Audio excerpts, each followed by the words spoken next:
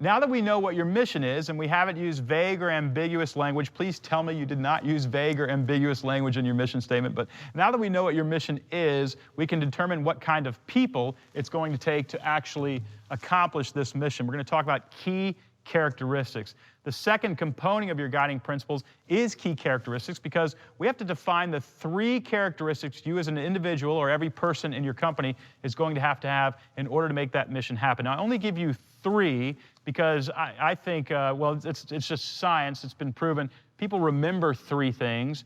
They remember 4 things, just a little bit less, and they don't remember 5 things.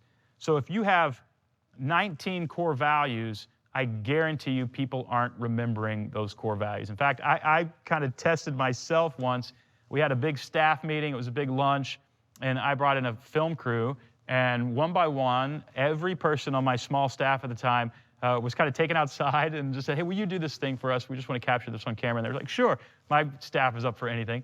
And they said, can you name any of your core values at this company? And not a single person could name a single core value. And I promise you, it is not because they weren't interesting or they weren't good or they weren't important. It's for one reason: there were too many of them.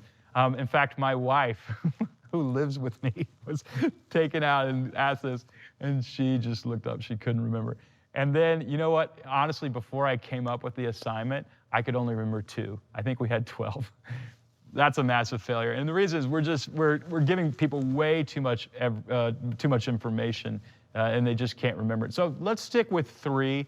If you need 4, you have to have it, and you know, I'll give you 4. If you use 5, just don't do the exercise, because it's just not going to work. People can't remember 5 unless you pay them or force them to do it. They're not going to do it. Every mission statement, though, demands certain characteristics from the people who are going to accomplish that mission. If you're trying to put a man on the moon, for example, you're going to need engineers who are smart. So one of the key characteristics would be smart engineers.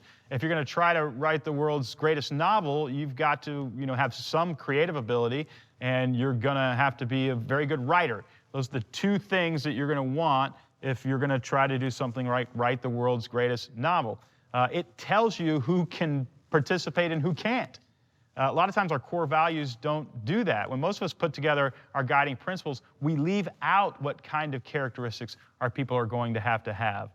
But listen, if we're a director in a movie, right, this would be a critical component of getting that story right. Our actor has to be, athletic or older or younger or whatever. There's some critical characteristics that if they don't have it, the whole story will fall apart. If you've got, a story about a basketball player who scored 100 points in a single game, and the whole story's about that, and your actor is, me. Nobody's going to buy it, right? I don't look like an athlete. I don't look like I can score 100 points. There's some characteristics that you have to get right in that role in order for it to work. Most of us have replaced key characteristics with core values. I think that is a mistake. And it's not that core values aren't incredibly important. They are incredibly important.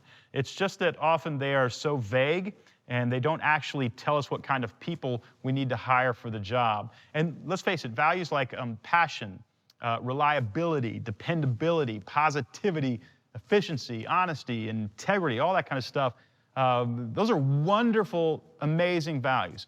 But they aren't the specific values that help our specific mission. In my opinion, those values are the values that you have to have in order to be a professional at any organization. I mean, let's face it, if you lack integrity, you are fired. I don't care what critical characteristics you have or core values. If you lack integrity, you're fired. So let's put that in the employee handbook, and let's bring out some key characteristics of the actual people we're going to need to accomplish this mission. These professional values can be spelled out, in an entry seminar when you're on-ramping people, whatever. You put that in the background so that you can reprimand people if they don't have them, but your key characteristics are what we're going to bring to the surface. For example, if I asked anybody on the street what the mission of a company that requires its people to be passionate, efficient, and reliable, do you think you'd have given them any kind of clue as to what the mission is? No. I mean, they'd be all over the board, right? Those values, again, they're just too vague. But if I stop somebody on the street and ask them to guess the mission of a team that demands its participants be the best basketball players in the world, that they be patriotic, and that they are determined to win, you get more than a few people who would actually guess that this is an Olympic basketball team. Why? Because the key characteristics were specific. If we're telling a story about a couple that's willing to die for their love, we have to give life to characters who are not flighty, they're not shallow, they're determined, they must be serious, they have to be devoted. That's the kind of story that we're writing. Our key characteristics are going to tell us what kind of people we need to hire, what kind of people we need to be, and what kind of people we actually need to become. We're going to become more and more those kinds of people. We're going to develop these characteristics. Okay, there are 3 things that your key characteristics need to do in order to work efficiently. And the first is they need to be necessary characteristics in order to accomplish that mission. They have to be necessary characteristics. The second is they need to be both aspirational and achievable. And that means, people have to actually be able to accomplish this, but also put them in the realm of aspiration so that people can want to become that, or they try to become that. The third is they actually need to be in rank order in terms of importance, and I'll get into that in a second. But first, let's talk about what it means that they are necessary characteristics to accomplish your mission. Here at Business Made Simple, our mission statement involves developing the entire American workforce, because for most Americans, going back to school is just too expensive, and the workforce in America, especially of knowledge workers, is not being developed, right? So our online learning platform gives every company a chance to win, and it gives every person an opportunity to advance their career, and we're an education company. So what kind of characteristics would somebody need to have in order to contribute to this mission? Well, first, they need to be somebody who is an intelligent communicator. They need to be smart. We need intelligent people because in the end, we are a development and training company. We are educators. So everybody who interviews for a job at Business Made Simple is given a writing test. And some are even asked to send in a video teaching us something about a specific topic. They have to be intelligent communicators. I can't tell you how many people we have been excited to hire they're really smart, but they were not intelligent communicators. They passed the SMART test, but they did not pass the intelligent communicator test. And by the way, you can see how if we would have just sort of left it ambiguous, like if we would have just said they need to be smart, we'd have hired a few of those people who were not intelligent communicators, even though they were smart. And they would not have helped us accomplish our mission. That would have cost me money. That would have been a drag. That would have been, it would have slowed the mission down. The more specific you can be, the more you'll know how to hire, and the more your team will know the kind of strengths they actually need to develop in order to move up and keep their jobs, really, but also move up in the company. So what characteristics are absolutely necessary for you to accomplish your specific mission? And again, be specific. Do they need to be an intelligent communicator? Do they need to be patient? Do they need to be compassionate? Do they need to be good at engineering? Do they need to be prolific basketball players? Do they need to be good writers? Do they need to be creative as interior designers? I mean, get really specific, and you're going to save yourself a world of trouble. The second thing your key characteristics need to do is they need to be aspirational and achievable. Every story is really about the same thing. It's about the transformation of the character. At the beginning of Erin Brockovich, she's full of doubt in the beginning, and she's not sure of herself. She lacks confidence. But at the end, she is strong, she is courageous, she is competent. Stories are about transformation. In The King's Speech, again, one of my favorite movies, King George is stumbling and clumsy with his words at the beginning, and at the end, he is confident and well-spoken. He has transformed. We love stories because we get to vicariously live through somebody else's transformation, and we secretly want that transformation for ourselves. When you invite somebody into your story, you are inviting them to be transformed. And it's only through stories that we are transformed in the first place, because it's a story that we have to become somebody better than we currently are. Otherwise, we can't overcome the conflict and get to the destination.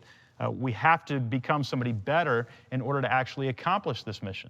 So when you list your 3 key characteristics, don't expect everybody to be perfect at them right away. It's partly aspirational.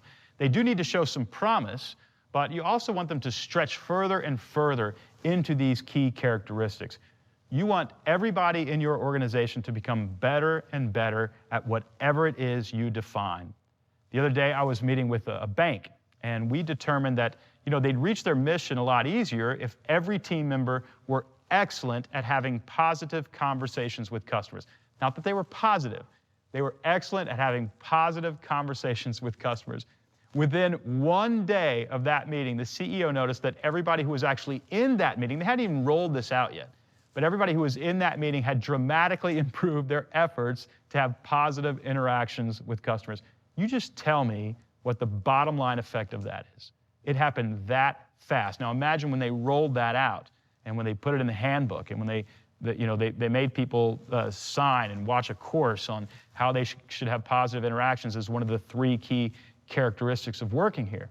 That is going to dramatically affect the bottom line. All they had to do was define the sort of people they'd need to become in order to accomplish their mission, and they started becoming that kind of person. When you define what kinds of characteristics your mission will require, your team will become those kinds of people almost automatically, or at least to the best of their ability.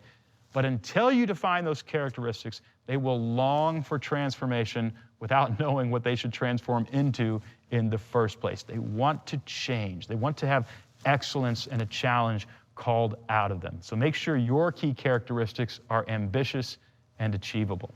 The third thing you want to do is you want to place your key characteristics in rank order.